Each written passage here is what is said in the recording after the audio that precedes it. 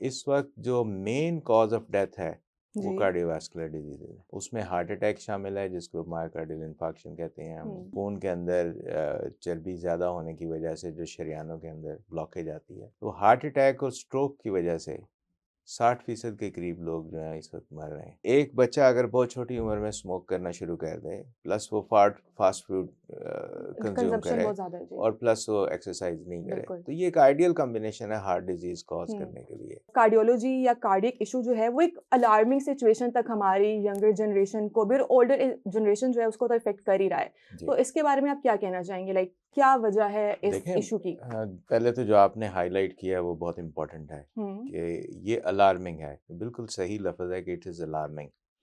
Alarming कैसे है, उसके लिए आप थोड़ा सा फिगर्स के ऊपर गौर करें। पाकिस्तान के अंदर टोटल पॉपुलेशन 24 करोड़ के करीब है। बिल्कुल।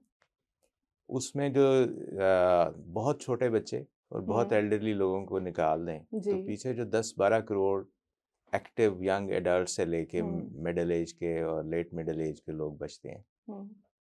उनके अंदर कुछ 3.5 करोड़ के करीब लोग हुँ। इस वक्त जो है वो डायबिटिक्स हैं, बिल्कुल ऐसा ही है। और तकरीबन 4.5 करोड़ का ब्लड प्रेशर हाई है। बिल्कुल ऐसा ही है। अब ये दो बड़े फैक्टर्स हैं जिनकी वजह से हार्ट डिजीज़ होती है। हुँ।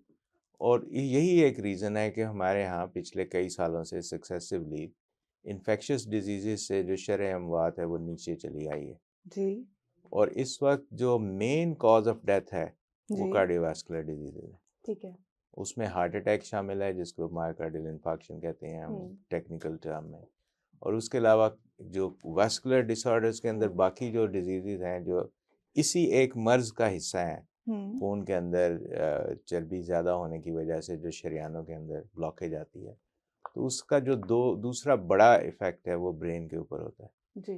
तो हार्ट अटैक और स्ट्रोक की वजह से 60% के करीब लोग जो हैं इस वक्त मर रहे हैं। जैसा कि आपने बोला है कि शरेयानों के बीच में चर्बी और ये सारा लाइक पुराने टाइम में इस तरह की चीज़ें इतनी कॉमन नहीं होती थी, आपको भी पता है। तो व्हाट डू यू थिंक कि ये डाइट की वजह से था? हम लोगों ने ऐसी डाइट्स लेनी शुरू कर दी हैं, ये हमारी हैबिट्स जो हैं वो इतनी अनहेल्दी हो चुकी हैं, हम बैठे हैं तो बैठे ही हुए हैं, कुछ नहीं कर रहे। तो क्या लगता है आपको कि क्या देखें, वजूहत है आपने इनकी? सारी बातें खुद ही बता दी हैं, जी। तो इसमें मेरे ख़्याल में सबसे इम्पोर्टेंट बात जो हम महसूस कर रहे हैं वो हुँ। ये है कि अब अवेयरनेस की इतनी कमी नहीं है, जी।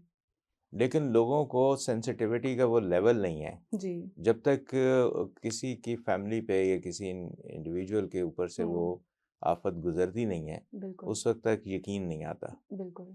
अब जो 4 बड़े रिस्क फैक्टर आपने खुद ही बताए हैं, जी। उनमें से एक लैक ऑफ एक्टिविटी है। हुँ। सीडेंटरी लाइफ़स्टाइल यानी एक ही जगह पे बैठे रहना और बिल्कुल। एक्सरसाइज नहीं करनी, वॉक नहीं करनी। बिल्कुल।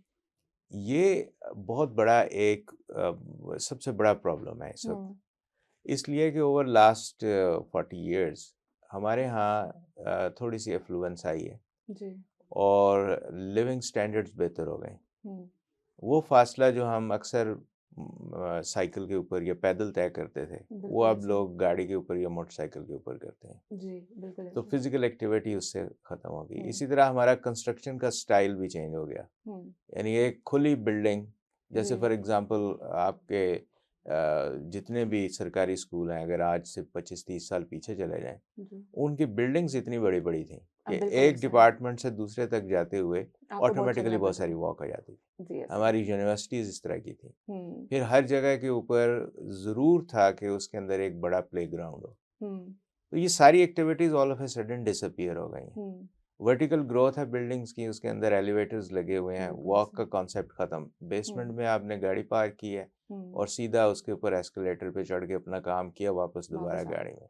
बिल्कुल। That is one factor. और ओके। ये सबसे ख़तरनाक फैक्टर है, ठीक है। क्योंकि इसका लोगों को एहसास भी नहीं होता है कि वो एक गलत काम कर रहे हैं। जी। दूसरी चीज़ जो है वो खुराक में बहुत सारी बेइतदाली है। हुँ।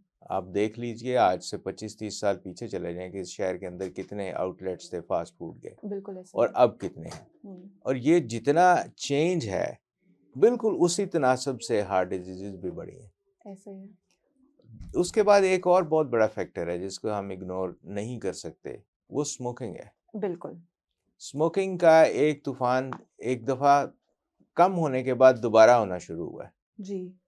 और वो इस दफ़ा अब ये हो रहा है कि यंगर जनरेशन्स में बहुत ज़्यादा, यंगर से मुराद बहुत छोटी उम्र के टीनेजर्स के अंदर या छोटे बच्चों के अंदर जी, स्मोकिंग का रुझान बढ़ रहा है, और उसका आगाज़ जो है स्कूल और कॉलेजेस से हो रहा है। बिल्कुल ऐसा ही।